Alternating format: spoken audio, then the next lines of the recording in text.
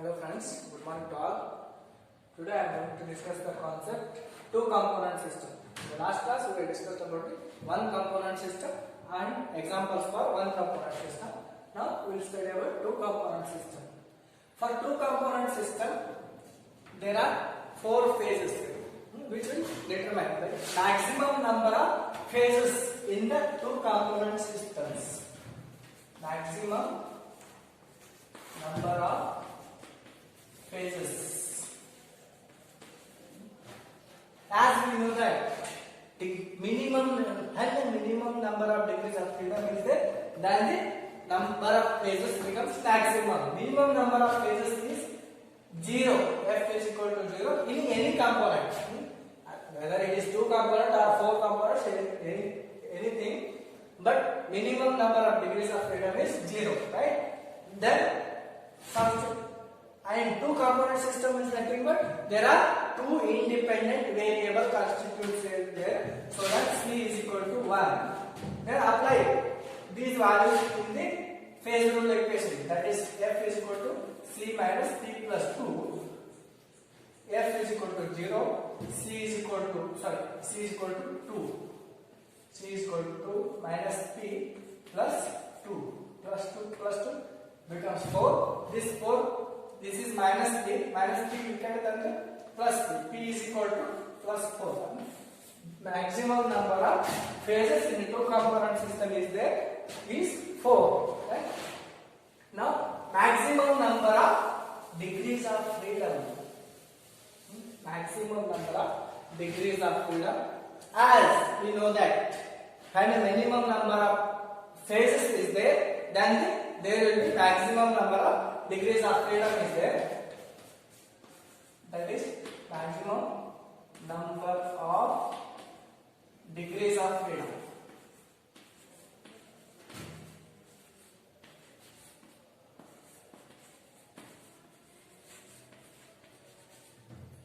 P is equal to 1, C is equal to 2, then F is equal to C minus P plus 2, C is equal to 1 minus 2, 2 minus 1 plus 2, right?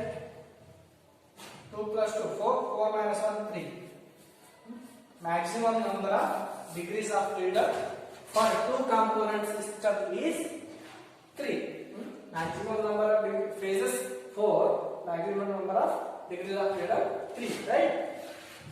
Next, for the two component system, we will use for the determination of degrees of freedom in all the cases, we will use reduced phase rule equation. Reduced phase rule equation.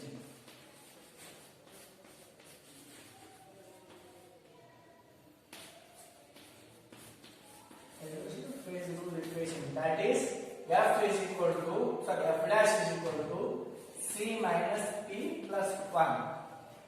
This is the reduced phase rule equation, right? Let's discuss with the examples of two component system.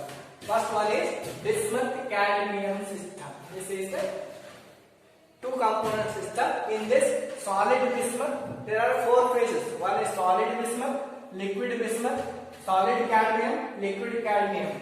There are total four phases are there. Two components are there. One is bismuth, another one is cadmium, right? There are salient features of this system, bismuth cadmium system. One is there are two curves. One is AO, another one is BO, right?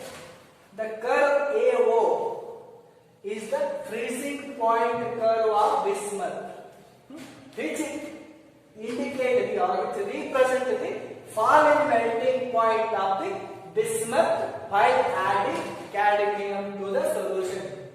This curve indicates the lowering of the melting point of the bismuth, right? This curve BO. Let's calculate the degrees of freedom on the curve AO. That is F dash is equal to C minus P plus 1. On the curve AO, liquid bismuth and solid bismuth are in equilibrium. This is solid bismuth. Here liquid bismuth is there. So that solid bismuth and liquid bismuth are in equilibrium. So that there are two phases is there. So hence C is equal to 2 because there are two components and again there are two phases. P is equal to 2 plus 1. 2 minus 2 will get cancelled. F dash is equal to 1. It means the curve AO is the monovariant system. Similarly, the curve BO. This curve represents the freezing point. This curve is known as freezing point curve of cadmium. It represents the melting point, fall in melting point of the cadmium while addition of the bismuth, right? While addition of the bismuth. On this curve, solid cadmium and liquid cadmium are in equilibrium. So that again there are two phases, two components, then it will get monovariant system. The curve AO and curve BO both are monovariant systems, right? Next salient feature is eutectic point O. At this point, the curve AO and curve BO are coincided. On this curve, solid bismuth, solid cadmium and solutions are in equilibrium. Here is the solution of the cadmium and bismuth. Here is solid bismuth, solid cadmium is there. So that there are total 3 phases at the point O. That is eutectic point O. There are totally 3 phases. Number of components is equal to 2. That is known. Then number of phases 1, 2, 3 plus 1. 2 plus 1, 3. 3 minus 3 we get 0. The eutectic point O is the invariant system or non-variant system. Right? Next again, there are two areas. One is above AO, another one is above BO. See here, area above AO, this portion. At this area, cadmium and bismuth both are present as a liquid solution. So that both are in the solution form, so that there is only one phase is there because both are in liquid state which are miscible in nature. So that we will get both are in one phase, right? Now calculate the degrees of freedom in this area above AO. That is number of components is equal to 2. Number of components is equal to 2. And number of phases is equal to 1. And number of plus 1. Sorry. Plus 1 minus 1 get cancelled. F dash is equal to 2. The area above AO is the bivariant system. At this area, both the pressure and temperature and components are fixed, right? Similarly, the area above BO, this portion. In this portion, both similarly, here is also cadmium and bismuth are in a liquid solution form. Here is also both the bismuth and cadmium are present as a liquid solution. So that again here is also only one phase is there. That is, calculate the degrees of freedom in the area above AO. C is equal to 2 minus P is equal to 1 plus 1 is equal to 2. F dash is equal to 2. The area above BO is also a bivariant system. In this also the component or component pressure or temperature pressure or pressure component are fixed up, right? Next example for the two component system is potassium iodide and water concept. Water system, right? Second example is potassium iodide and water system.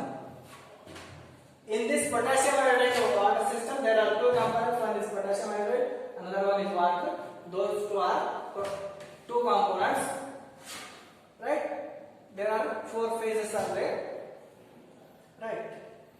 Let's study the salient features of potassium iodide and water system. There are total four areas.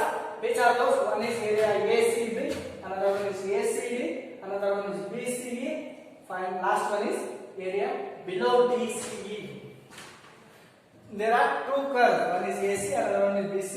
One electric point is there. Let's find out the degrees of freedom of each. That is F dash is equal to C minus P plus 1 in the area ACB. Potassium iodide solution is there, which means there is only one phase is there. 2 minus 1 plus 1 is equal to 2. The area ACB shows bivariant system, right? Next area ACD. In this area, solution and ice are in equilibrium, so that number of phases is equal to 2. Right? Then degrees of freedom is equal to 1. The area ACD is a monovariant system. Similarly, the area BCA, here solution and solid potassium iodide are in equilibrium. As the solution and solid are in equilibrium, so we get number of phases is equal to 2. Then degrees of freedom is equal to 1. Which means also the area BCE is monovariant system. Again, the area below DCE, in this area, ice and solid potassium iodide are in equilibrium, so that there is also two phases. We get number of degrees of freedom is equal to 1. The area below DCE is also a monovariant system. Next one is curves. The curve AC, which is known as freezing point curve of water. On this curve, solution and ice are in equilibrium, so that there are two phases. Hence, degrees of freedom is equal to C minus P plus 2. 2 minus 2 plus 1, we get 1, right? F dash is equal to 1. The curve AC is also a monovariant system. Similarly, the curve BC, this is known as solubility curve of potassium iodide. The curve BC is known as solubility curve of potassium iodide. On this also solution and solid potassium iodide are in equilibrium. Hence there are two phases, two components. We get degrees of freedom is equal to 1. So again the curve BC is also a monovariant system.